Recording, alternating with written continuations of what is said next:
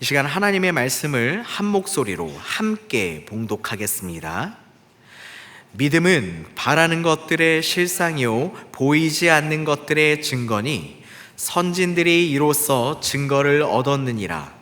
믿음으로 모든 세계가 하나님의 말씀으로 지어진 줄을 우리가 아나니 보이는 것은 나타난 것으로 말미암아 된 것이 아니니라. 아멘. 이것은 하나님의 말씀입니다.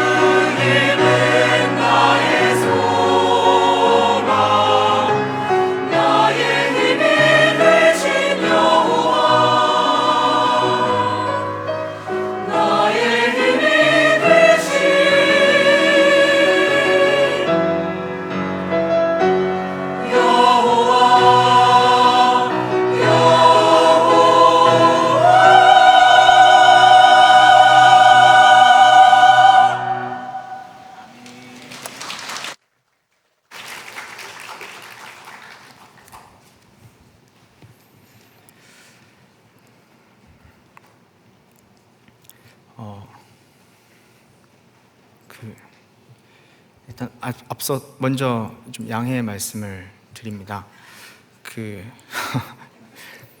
제가 렌즈를 낀 게 아니라 지금 바로 올라오기 몇 분 전에 안경을 닦아야겠다고 생각해서 닦다가 안경이 부러졌어요. 그래서 현석이가 좀 이렇게 붙여보려고 했는데 너무 얇아서 안 붙어가지고 네, 지금 눈에 뵈는 게 없는 상태가 되었는데 너무 이게 준비가 죄송합니다. 이게 양해의 말씀을 먼저 드리고 또 초집중으로 상태로 한번 잘 하도록 하겠습니다. 자, 기도하고 말씀을 나누도록 하겠습니다. 거룩하신 하나님 아버지, 오늘도 저희에게 새로운 하루와 복된 주일을 허락해 주셔서 우리로 이곳 주님의 몸된 교회 공동체의 자리로 나아오게 하심에 감사합니다. 이 시간 저희가 하나님의 말씀 앞에 섭니다.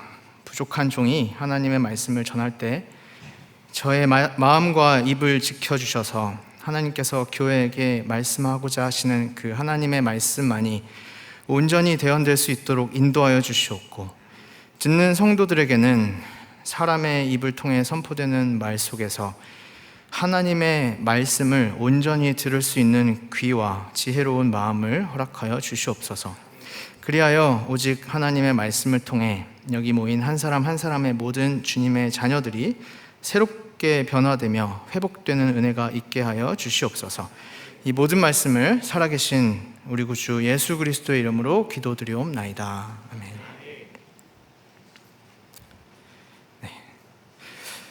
성경에는 여러 가지 판본과 번역본들이 있습니다. 한글로 된 성경책만 하더라도 여러 가지 다양한 버전이 존재합니다. 지금에 비해서 비교적 과거에 이제 많이 사용됐던 개역 한글 버전 성경도 있고요. 또 오늘날 지금 저희가 사용하고 있는 개역 개정, 그리고 새 번역 성경, 또 쉬운 성경, 현대인의 성경, 또 가장 최근에 번역되었던 새 한글 성경 등등 다양합니다. 이 성경 번역본들은 각각 그 뚜렷한 장단점들도 있고 번역상의 미묘한 차이와 또 어떤 좀 그에 따른 약간의 논란들도 있는 경우가 있습니다.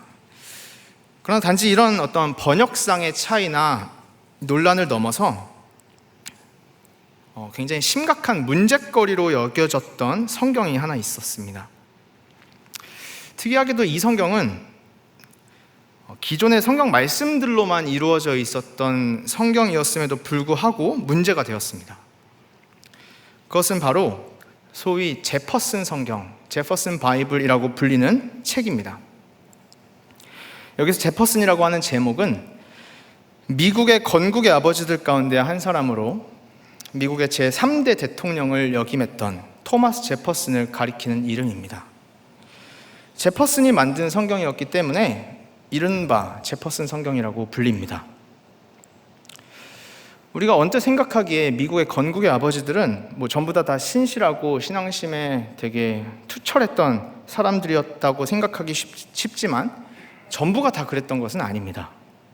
그 중에서도 특히 이 토마스 제퍼슨은 기존의 교회의 가르침과는 아주 다른 자신만의 신앙관을 견지하며 살았던 인물이었습니다.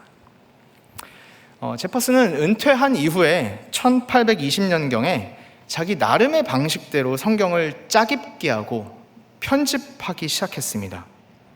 그는 예수 그리스도의 가르침과 행적들, 사역들 중에서 그가 보기에 합리적이라고 여겨지는 부분들만 취사 선택함으로써 성경을 재구성하였습니다. 그래서 제퍼슨은 실제로 면도칼을 들고 복음서 본문들 사이사이 군데군데를 잘라내기 시작했습니다. 그가 보기에 불합리하고 비과학적이라고 여겨지는 부분들은 과감하게 삭제하고 이성적으로 또 상식적으로 납득이 되는 부분들만을 남겨서 이어붙였습니다. 그 결과 복음서에 있는 많은 기적들의 사건들 대부분이 다 잘려나갔고, 그렇게 해서 82쪽 정도의 분량에 달하는 제퍼슨의 복음서가 완성되게 되었습니다. 그러나 그 제퍼슨이 편집한 복음서에는 이를테면 예수 그리스도의 어떤 동정녀 마리아에게서 성령으로 잉태되셨던 그 기록부터 시작해서 부활하셨던 기록까지 모조리 다 그가 생각하기에 터무니없고 허황된 이야기라고 생각되는 부분들은 모조리 다 삭제됐습니다. 우리가 가진 성경에는 복음서 후반부에 예수 그리스도의 그 부활 사건이 이제 기록되어 있는데, 그것과 반대로 제퍼슨 성경의 후반부에는 예수 그리스도의 부활이 다 빠져 있습니다. 제퍼슨이 보기에 예수님의 성육신이니 부활이니 하는 사건들은 그저 신화 같은 이야기처럼 간주되었기 때문에 믿을 만한 그 본문의 목록에 들어올 수 없다고 생각했기 때문입니다. 제퍼슨 성경의 그 마지막은 어떻게 끝맺음되고 있을까요? 제퍼슨 성경의 마지막 문장은 다음의 구절로 끝을 맺고 있습니다. 마태복음 27장 60절의 말씀입니다. 바위 속에 판 자기 새 무덤에 넣어두고 큰 돌을 굴려 무덤 문에 놓고 가니. 이게 제퍼슨 성경의 마지막 구절입니다. 예수님께서 무덤에 안치되신, 무덤에 들어가시는, 죽으신 그 장면이죠. 예수께서 죽으셨다. 예수께서 무덤에 들어가셨다. 이것이 토마스 제퍼슨과 같은 소위 세상에서 명망 높고 양식 있는 지식인이라고 불리던 사람들이 인정하는 복음의 전부입니다. 그리고 예수 그리스도에 대해 가질 수 있는 지식의 최대치입니다. 신앙의 기준에 있어서 제퍼슨 성경이 하나의 문제거리가 되고 스캔들로 여겨졌던 이유가 바로 여기에 있습니다. 성경을 받아들이는 태도와 관련하여 제퍼슨은 내가 이해한 것만 믿겠다라고 하는 태도로 일관했습니다. 내가 이해할 수 있는 것은 받아들이고 내가 이해할 수 없는 것은 받아들이지 않겠다라는 것이죠. 성경을 수용하는 기준이 자신의 이해 능력에 달려 있었던 것입니다. 성경의 말씀보다 더 앞서서 무엇이 가능한지 또 무엇이 가능하지 않은지에 대한 나의 기준 안으로 성경을 끼워 맞추려고 하는 태도입니다. 내가 보기에 사람이 물 위를 걷는 것은 가능하지 않아. 내가 보기에 오병이어 사건 같은 것들은 가능하지 않아. 내가 보기에 죽은 사람이 부활하는 일은 가능하지 않아. 그렇게 함으로써 무엇이 성경의 내용 안으로 들어올 수 있으며 무엇이 들어올 수 없을지를 내가 재단하고 규정하려고 하는 것이죠. 이러한 사고방식은 한마디로 믿음과 이해의 순서를 거꾸로 도치시킨 데서 비롯된 잘못이라고 말할 수 있습니다. 오늘 본문인 히브리서 11장은 우리에게 소위 믿음장으로 잘 알려져 있는 말씀입니다. 이 본문은 어떤 특정한 맥락 안에서 우리에게 믿음에 대한 특별한 설명을 전해주고 있습니다. 그 맥락은 바로 앞장인 히브리서 10장의 마지막 부분과 연결되어 있고 거기서부터 이어져 내려오고 있는 본문입니다. 히브리서 10장의 마지막에서는 이런 내용이 이어지고 있습니다. 제가 잠시 10장 32절부터 39절까지의 말씀을 읽어드리겠습니다. 전날에 너희가 빛을 받은 후에 고난의 큰 싸움을 견뎌낸 것을 생각하라. 혹은 비방과 환난으로서 사람에게 구경거리가 되고 혹은 이런 형편에 있는 자들과 사귀는 자가 되었으니 너희가 갇힌 자를 동정하고 너희 소유를 빼앗기는 것도 기쁘게 당한 것은 더 낫고 영구한 소유가 있는 줄 알미라. 그러므로 너희 담대함을 버리지 말라. 이것이 큰 상을 얻게 하느니라. 너희에게 인내가 필요함은 너희가 하나님의 뜻을 행한 후에 약속하신 것을 받기 위함이라. 잠시 잠깐 후면 오실 이가 오시리니 지체하지 아니하시리라. 나의 의인은 믿음으로 말미암아 살리라. 또한 뒤로 물러가면 내 마음이 그를 기뻐하지 아니하리라 하셨느니라. 우리는 뒤로 물러가 멸망할 자가 아니요 오직 영혼을 구원함에 이르는 믿음을 가진 자니라. 아멘. 큰 고난과 환난과 어려운 상황 가운데서 끝까지 견디고 인내하는 성도들에게 주시는 말씀입니다. 비록 지금은 수많은 비방과 반대가 따르는 상황이지만 결코 뒤로 물러서지 말고 장차 주어질 더 낮고 영구한 소유를 소망하며 오직 영혼을 구원함에 이르는 믿음을 지키면서 살도록 격려하고 있는 맥락입니다. 바로 이러한 내용 직후에 곧바로 이어지고 있는 말씀이 바로 오늘의 본문 말씀입니다.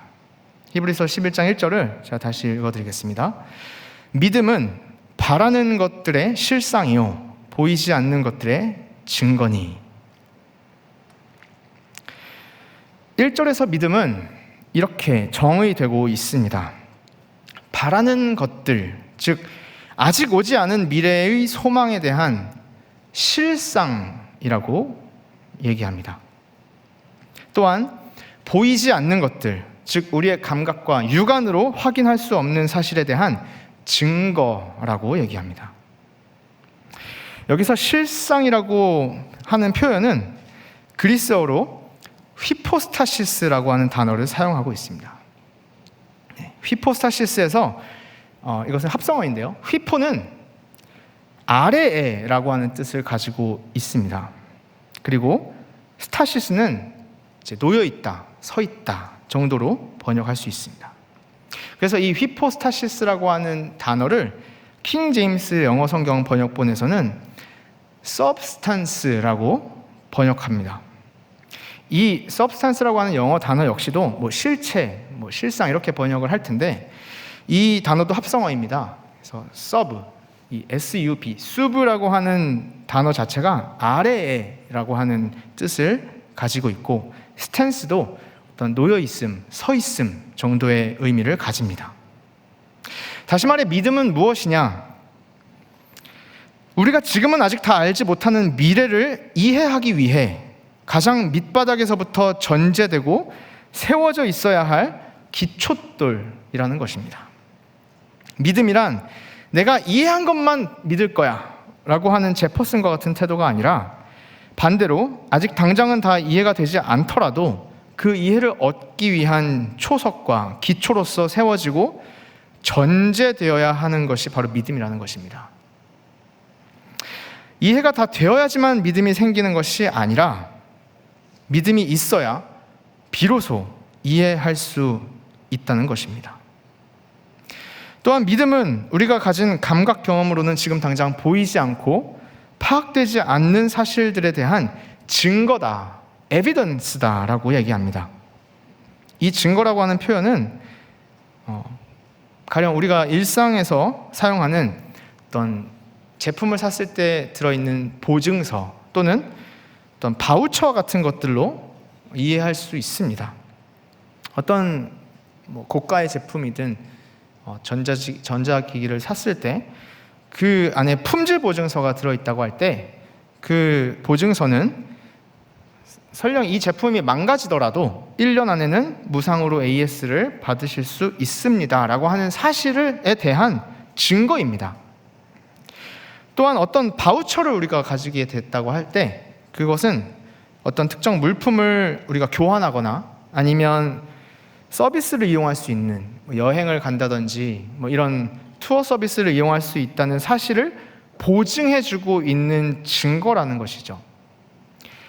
이렇듯 믿음은 지금 우리의 감각 수용 능력, 미각, 후각, 청각, 촉각, 시각 등으로 실감하거나 또 이해할 수 없는 사실들에 대한 선제적인 증거이자 보증서가 된다는 것입니다. 이런 점에서 교회는 믿음에 대한 이러한 성경적 정의를 언제나 다음과 같이 표현해 왔습니다. 어거스틴의 표현인데요. 나는 이해하기 위해 믿는다. 나는 이해하기 위해 믿습니다. 라고 얘기합니다. 나는 믿기 위해서 먼저 이해합니다가 아니라 이해하기 위해 먼저 믿습니다. 이와 동일한 의미를 가진 또 다른 표현으로 11세기 중세 신학자였던 캔터베리의 안셀름은 다음과 같이 표현합니다. 이해를 추구하는 믿음이다. 오늘 설교의 제목이기도 한데요.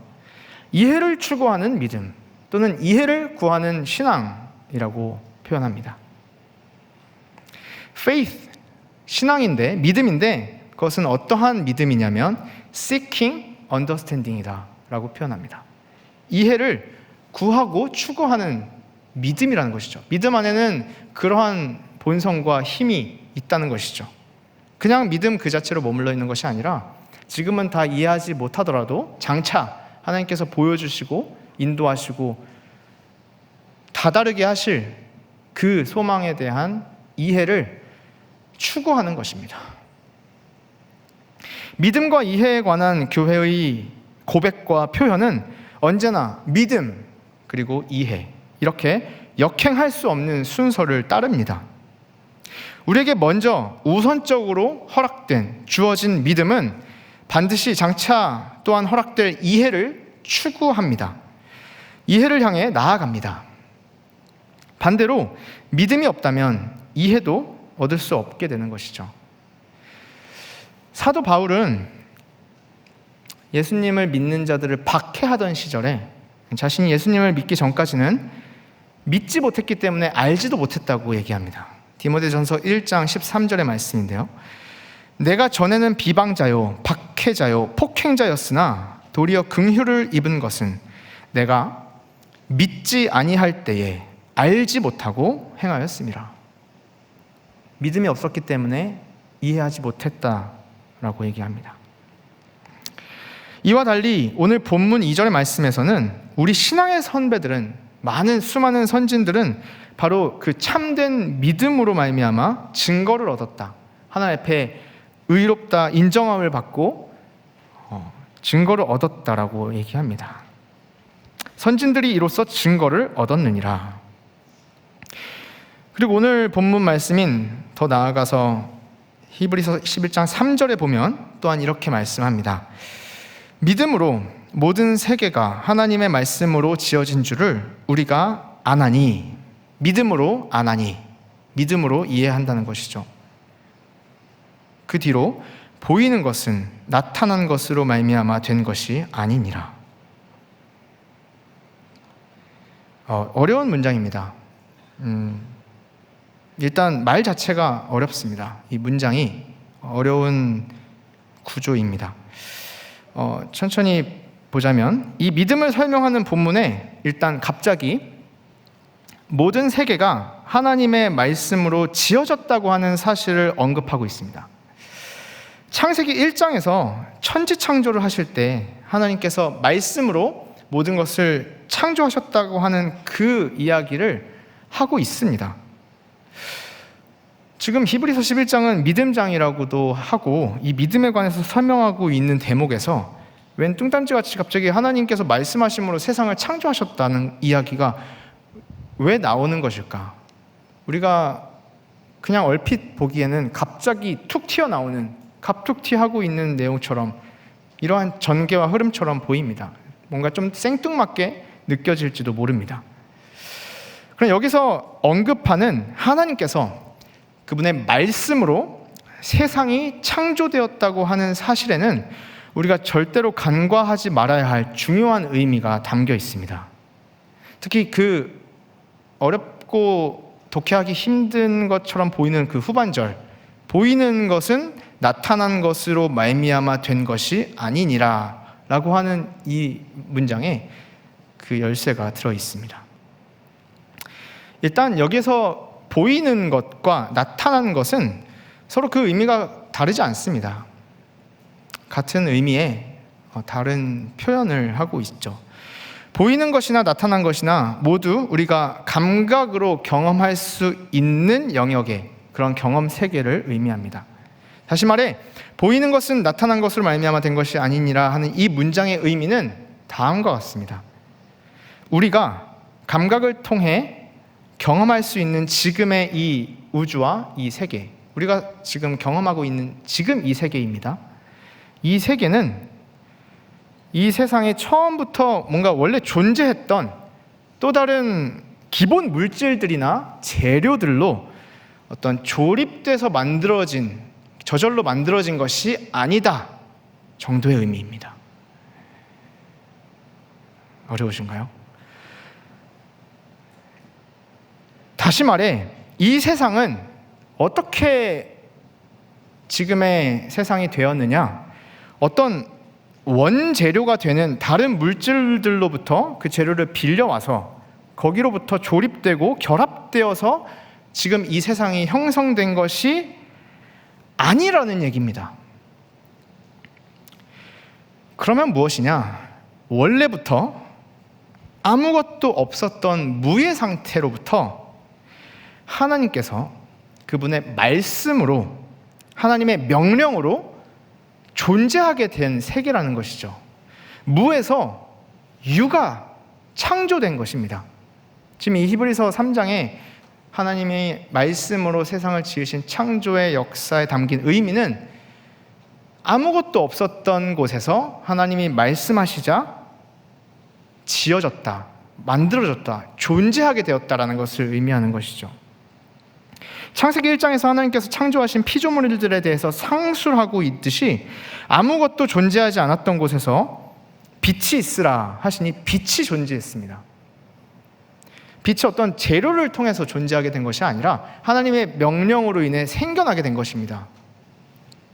또한 궁창과 땅과 바다, 해, 달, 별, 각종 동물들과 또한 우리 인간까지도 어떠한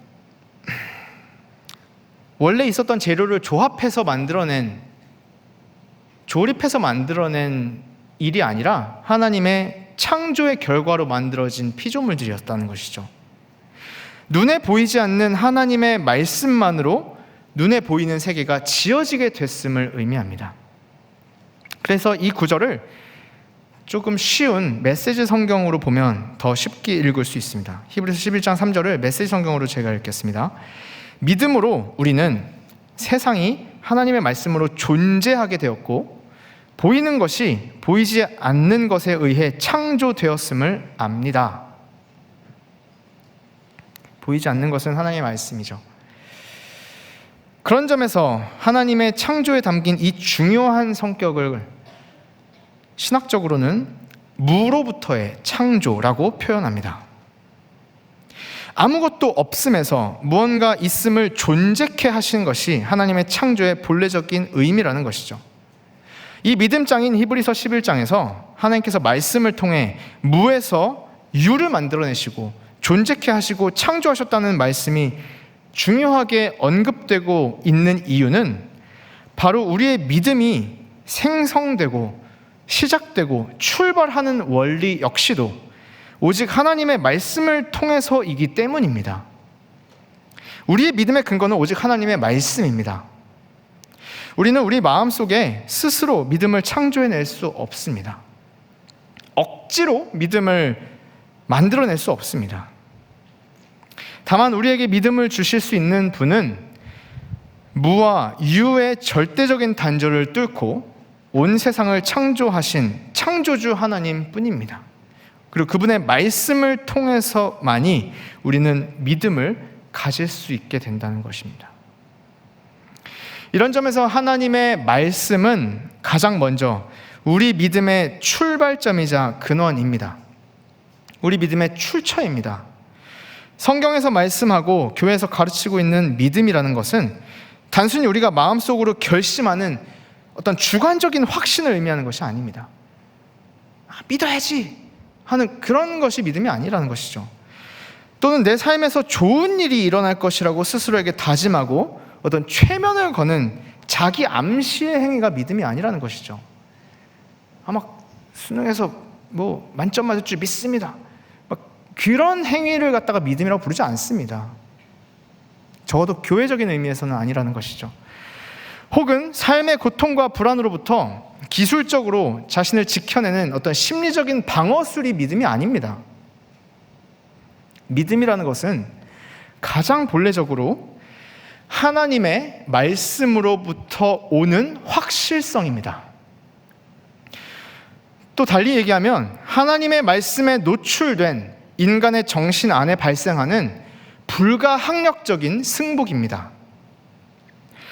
이런 의미에서 칼빈은 하나님의 말씀과 믿음의 관계를 다음과 같이 비유적으로 설명합니다.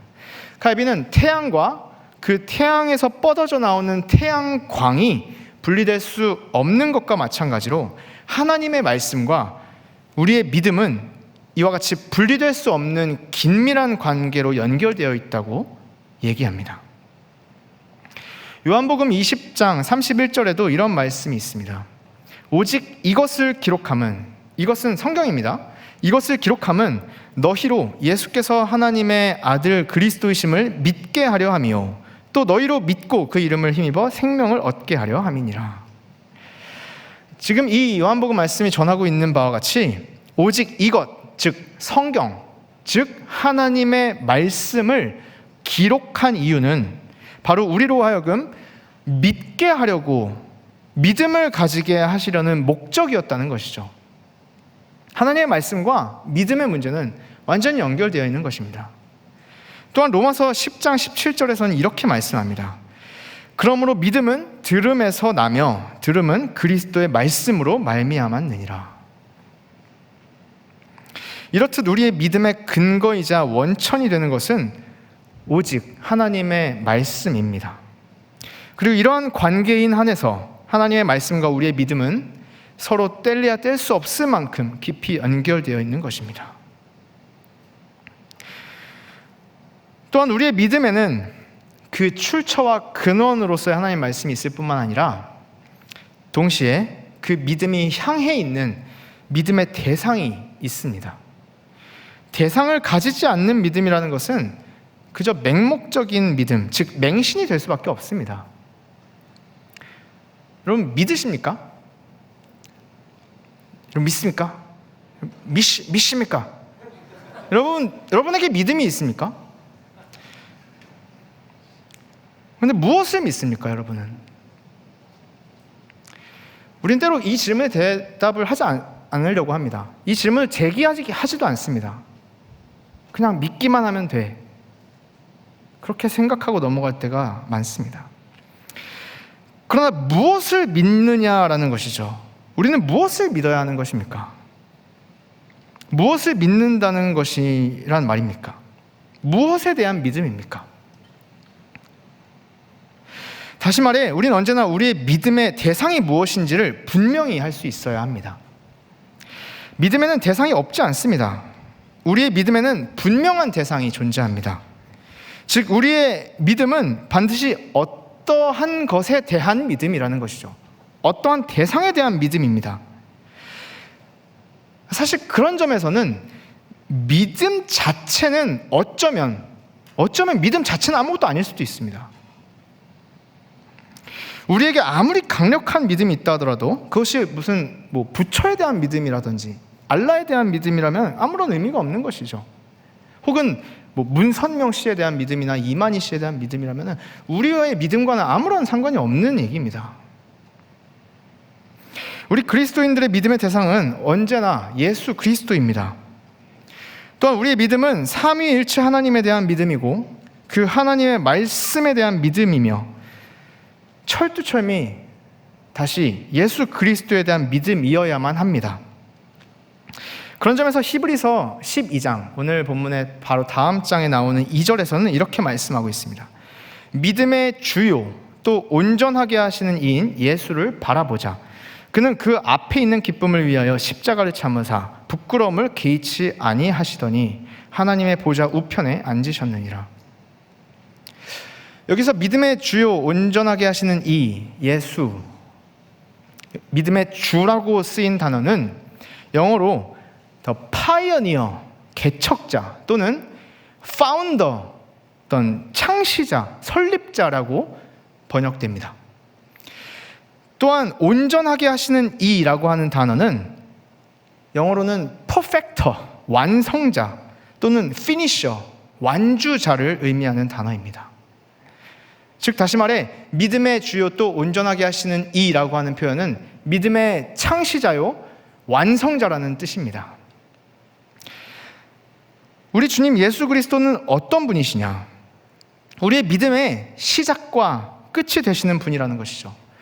우리 믿음의 근거와 대상, 우리의 출처와 목적이 되시는 분입니다.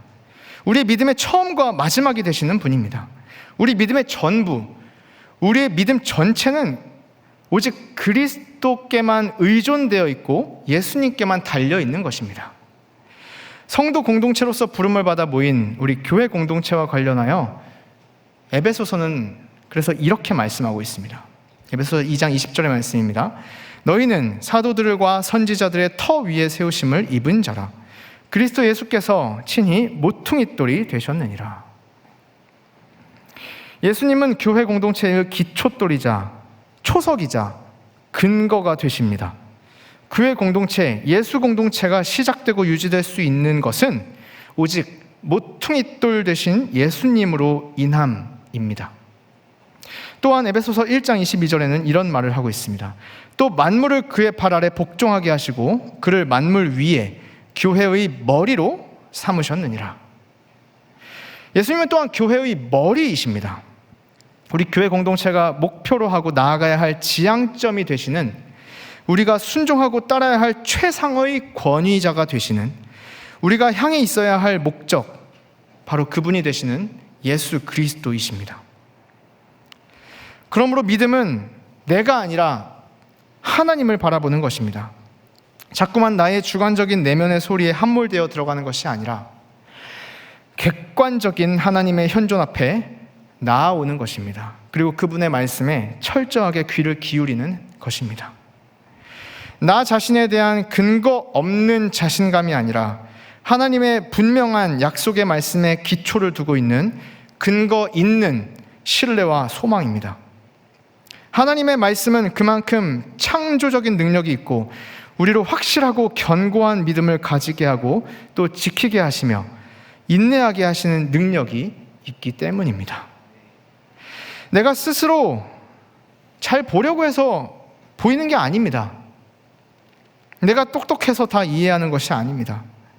내가 혼자서 그냥 버텨보려고, 서보려고 해서 다 설 수 있는 것이 아닙니다. 지진이 나와서 땅이 흔들리면은, 그래서 요동치면 누가 거기에서 버틸 사람이 있겠습니까? 제 아무리 튼튼한 사람이라 하더라도 버텨낼 재간이 없을 것입니다. 토대가 흔들리는데 똑바로 설 사람이 누가 있겠습니까? 그런 점에서 우리의 삶은 결코 모래 위에 지은 집이 아니라 반석 위에 세워진 집이 되어야 합니다. 그러기 위해 우리에게는 객관적인 확실성의 토대, 튼튼한 반석과 주춧돌 되신 하나님의 말씀과 또 오직 그 말씀으로부터 오는 확실한 믿음을 지키는 자리가 되어야 합니다. 보이는 것들에 대한 실체, 실상, 또 보이지 않는 것들에 대한 확고한 증거로서의 믿음을 우리 삶의 견고한 발판으로 삼아야만 합니다. 하나님의 말씀에 의존하는 믿음, 예수 그리스도에게만 온전히 향해 있는 그 믿음 위에 서 있어야, 바로 그래야만 그제서야 비로소 우리는 흔들림 없이 설 수 있고 똑바로 볼 수 있으며 올바르게 행할 수 있습니다.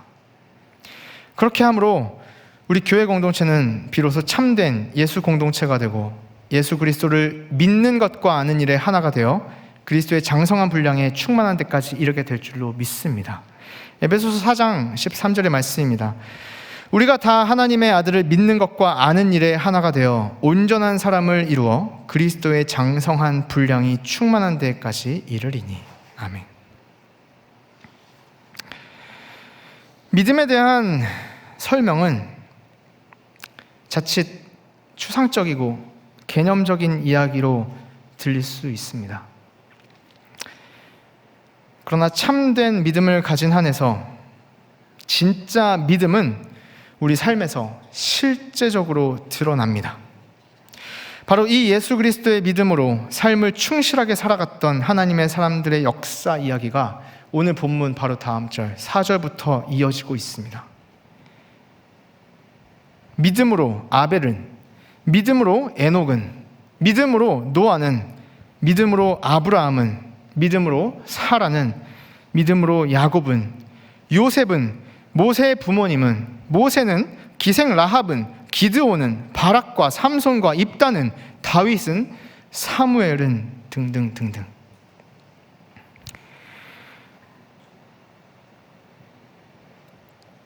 믿음으로 이해함을 추구하며 살았던 이 성경 속의 역사 속의 인물들을 보다 보면 그들의 삶은 결코 추상적이거나 개념적인 삶에 머물러 있었던 것이 아님을 볼 수 있습니다. 33절부터 38절 전반절까지의 말씀을 제가 읽겠습니다.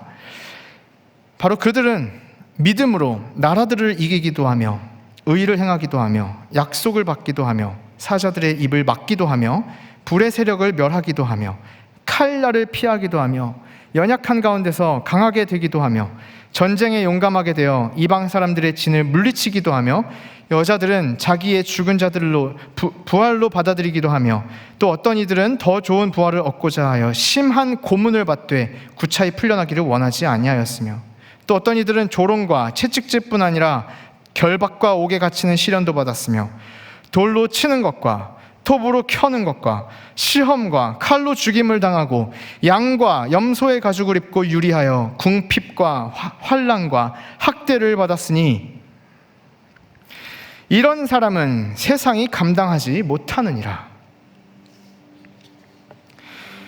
그럼 믿음의 사람들은 하나님의 말씀으로부터 얻은 그 믿음으로 말미암아 지금까지 경험하지 못했던 새로운 삶을 비로소 살아가게 되었습니다. 믿음의 사람들은 그 믿음으로 말미암아 지금껏 겪지 못했던 고통과 고난, 핍박과 어려움을 당하게 되었습니다. 또한 지금껏 누리지 못했던 축복과 기쁨, 희락과 화평을 누리기도 하였습니다. 그들에게 믿음은 단순히 활자 속에, 글자 속에만 머물러 있었던 의미가 아니라 그들의 삶 곳곳에 구체적으로 스며들어 있었던 의미를 가졌습니다. 그들은 그 의미를 삶으로 이해하며 살았습니다.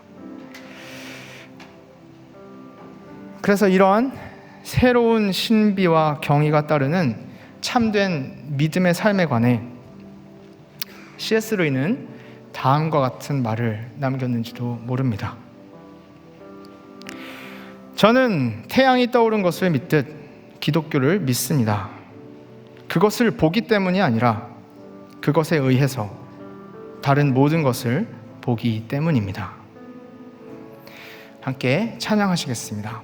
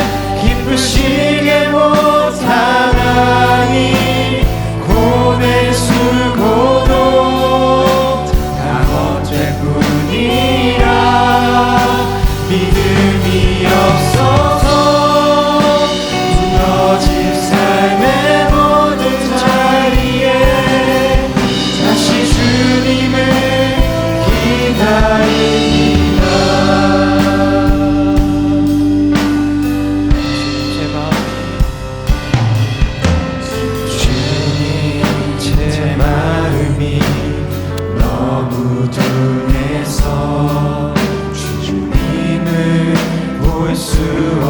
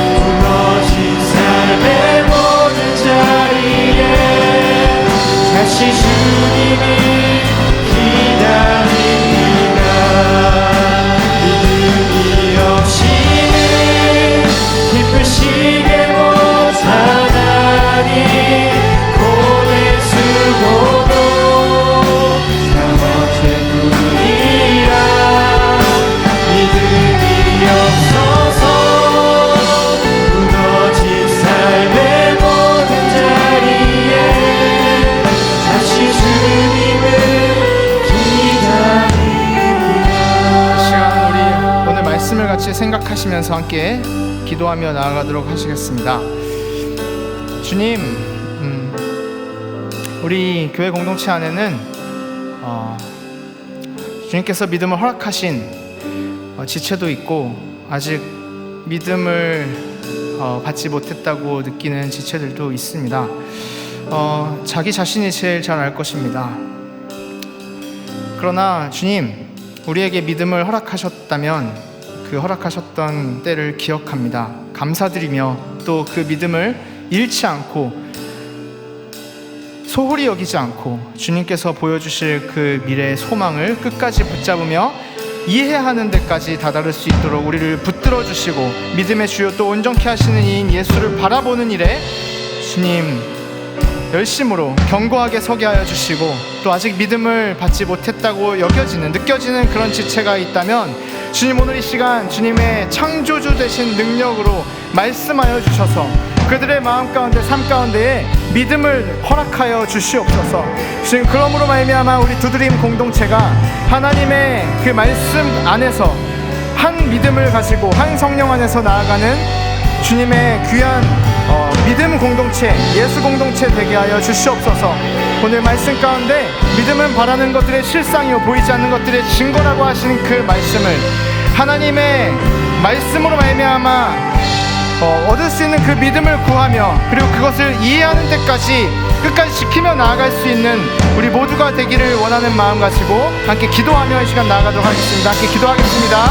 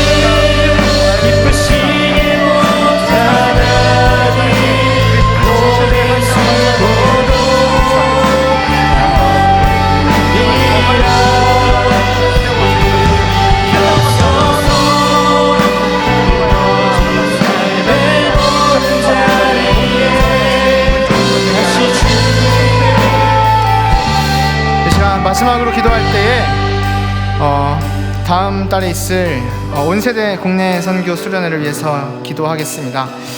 이 사역이 여러 가지로 우리가 철저하게 준비되고 있는지 자신도 없고, 또 어찌저찌 주먹구구식으로 최대한 노력을 하면서 준비해오고는 있지만 저희가 그 보은 땅에 갈 준비가 아직 미비한 것들도 사실인 것 같습니다. 주님, 그러나 이 과정 자체가 하나님께서 보여주실 그 보은 땅에서의 역사와 은혜를 발견하게 될 줄 소망으로 믿고 나아가는 과정이 되게 하여 주시옵소서. 이 온세대 국내 선교 수련회를 통하여 우리에게도 도전이 되고, 그리고 보은 땅에 있는 성도들과 마을 주민들에게는 또한 하나님을 발견하는 계기가 되어서 그 모두가 평강교회와 그 보은 땅에 있는 모든 12개의 교회들이 그 지역이 복음화되는 데 우리가 쓰임받게 하여 주시고, 이 사역이 꼼꼼하게 준비되어서 하나님의 영광을 가리우지 않게 하여 주시고, 오직 그곳에서 돌아오는 날까지 사건 사고 없이 이 여름 선교가 잘 맞춰지게 하여 주시옵소서. 지금 한 사람 한 사람 참여하는 청년들, 그리고 보내는 청년들을 지켜주시고 마음 그리고 몸 건강하게 지켜주셔서 시험에 드는 인원 한 사람도 없게 하여 주시옵소서. 또한 주님, 우리 평강교회 가운데 전규현 자매가 지금 병상에 누워 있습니다. 자매가 회복되는 그 과정도 우리가 믿음으로 이겨내게 하여 주시고, 병간호로 하고 있는 가족들이 믿음이 떨어지지 않게 하여 주시고, 많은 노력과 또 기도를 통해 하나님께서 주님 은혜를 더하여 주셔서 그 정규현 자매가 앉은 그 병석에서 다시 일어나는 기적을 우리가 보게 하여 주시고, 날마다 성도들이 기도함을 통해서 하나님께서 함께 하심을 바라보게 하시고, 모든 가족들과 성도 공동체의 그 품속으로 다시 온전한 건강을 회복해서 돌아올 수 있는 그런 은혜를 보게 하여 주시옵소서. 우리 온세대 국내 선교 수련회와 또한 전규현 자매를 위해 잠깐 기도하고 짧게 기도하시겠습니다.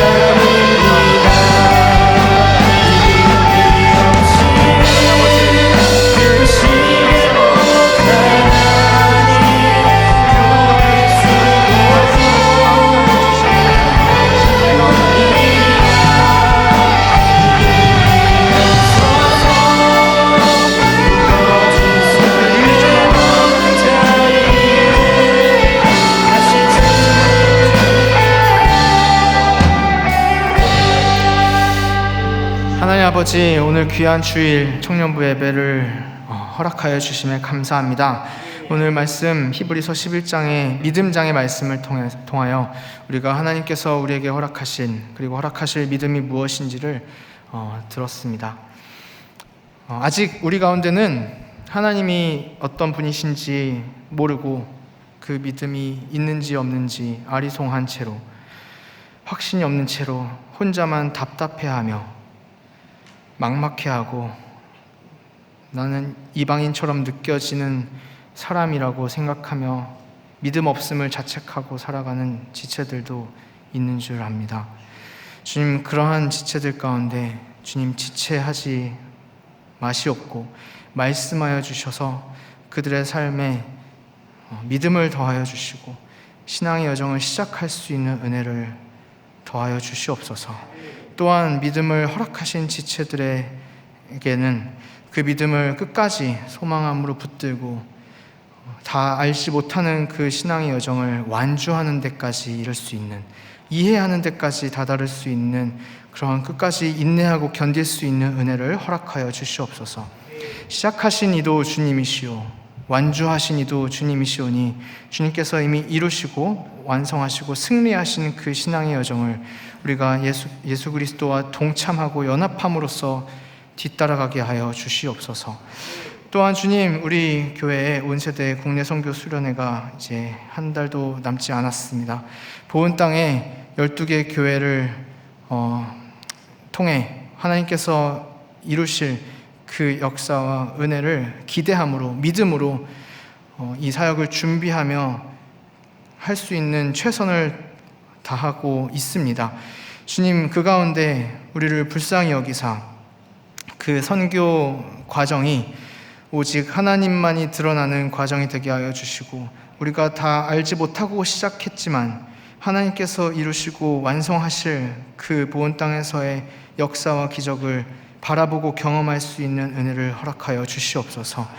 또한 전규현 자매가 지금 병석에 아직 누워 있습니다. 조금씩 회복되는 것 같은 감사한 소식이 들려오지만 아직 주님 더 온전히 치료되고 또 회복될 수 있게 그때까지 우리가 더 기도하고 믿음을 가지고 또 그 가족분들이 더 이상 그 슬픔에 잠기지 않고 다시 병석에서 일어나 온전한 몸과 마음으로 예배의 자리로, 그리고 가족들의 품속으로, 그리고 자녀의 곁으로 돌아오는 그날까지 주님 끝까지 믿음 잃지 않고 버틸 수 있는 힘과 인내할 수 있는 은혜 더하여 주시옵소서. 오늘 남은 또 주님의 하루와 또 한 주를 믿음으로 살아낼 수 있는 우리 모든 두드림의 청년들, 성도들 될 수 있게 하여 주시옵소서. 감사드리오며 예수님의 이름으로 기도합니다. 아멘.